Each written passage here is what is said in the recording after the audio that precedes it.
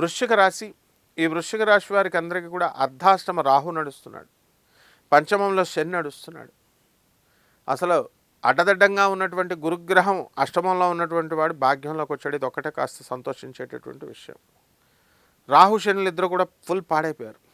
వృశ్చిక రాశి వాళ్ళకి అసలు మైండ్లో ఉండదు, ఏం చేస్తున్నారో వాళ్ళకే తెలీదు. బ్రహ్మాండంగా ఉంటూ బ్రహ్మాండంగా చదువుకునేటటువంటి మీరు పక్కా దోరలు, ఇన్ఫాక్చుయేషన్, ఇవన్నీ కూడా వాటిల్లో పడ్డం, మీ చదువులు భగ్నం చేసుకోవడం, ప్రేమ వ్యవహారాల్లో లఫుట్ విషయాల్లో వేళ్ళు పెట్టడం, సర్వభ్రష్టత్వం, సర్వనాశనం అవడానికి అవకాశాలు ఉన్నాయి. కాబట్టి ఆదాయాల దగ్గరికి వచ్చేసరికి ఆదాయాలు కూడా గత నెల కంటే కూడా, గత టైం కంటే ఇప్పుడు ఆదాయాలు అనేటటువంటివి పెరుగుతాయి.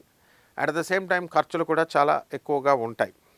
అయితే మంచి వాళ్ళతో స్నేహం చేసేటటువంటి మీరు ఈ యొక్క అర్ధాష్టమ రాహువు మరి పంచమ శనిగ్రహ ప్రభావాల వలన చెడ్డవాళ్లతో దోస్తానా చేయడానికి, చెడ్డవాళ్ళని ఆకర్షించడానికి మీకు ఈ సమయం అంతా కూడా సరిపోతుంది. వాళ్ళతో సొల్లు కబుర్లు చెప్పుకోవడం, చెడ్డవాళ్ళతో వీళ్ళతో, and you will spoil your lives, you are spoiling your lives. So ఈ విధంగా ఈ యొక్క వృశ్చిక రాశి వారు ఉద్యోగాల దగ్గరికి వచ్చేసరికి ప్రమోషన్స్ అనేటటువంటివి లేవు మీకు. ఈ నెలలో కాస్త కొంతమందికి మరి గురుగ్రహం బాగుంది కాబట్టి కాస్త అనుకూలంగా మారడానికి ప్రభుత్వం నుంచి కాస్త సహాయం పొందడానికి అవకాశాలు ఉన్నాయి. అలాగే ఈ యొక్క కేతుగ్రహ ప్రభావం వలన మీకందరికీ కూడా కాస్త మంచి జరగడం అనేటటువంటిది జరుగుతుంది. విదేశాలకు సంబంధించి విదేశాలకు వెళ్ళాలనుకునేటటువంటి విద్యార్థులు విదేశాలకు వెళతారు. అనుకున్న పనులన్నీ కూడా సాధించుకోవడం అనేటటువంటిది జరుగుతుంది.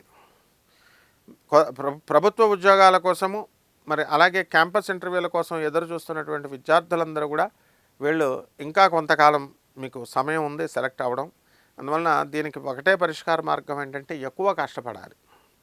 అలాగే చిన్న చితక ఉద్యోగాలు చేస్తున్నటువంటి వాళ్ళంతా కూడా కాస్త మంచిగా ధనాన్ని సంపాదించాలి అనేటటువంటి తరుణంలో మీకు అందరికీ కూడా ఈటింగ్ అండ్ మీటింగ్ వాళ్ళంతా ఎదురవడం, జీవితం అంటే తినడము రమించడము అనేటటువంటి ఫిలాసఫీలో మీకు వెళ్ళిపోవడం అనేటటువంటి జరుగుతుంది.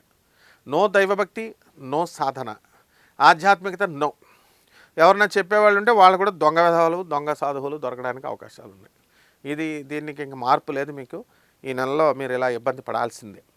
కాబట్టి పరిహారాల దగ్గరికి వచ్చేసరికి రాహు జపం చేసుకోవాలి, రాహు స్తోత్రాలు చదువుకోవాలా, రాహుకి కిలోంపావు మినుముల్ని, ఆవుపేట రంగు ఉన్నటువంటి వస్త్రాలనిచ్చి పేద బ్రాహ్మణులకి శనివారం నాడు ఉదయం 8 గంటలకు దానం చేసుకోవాలా.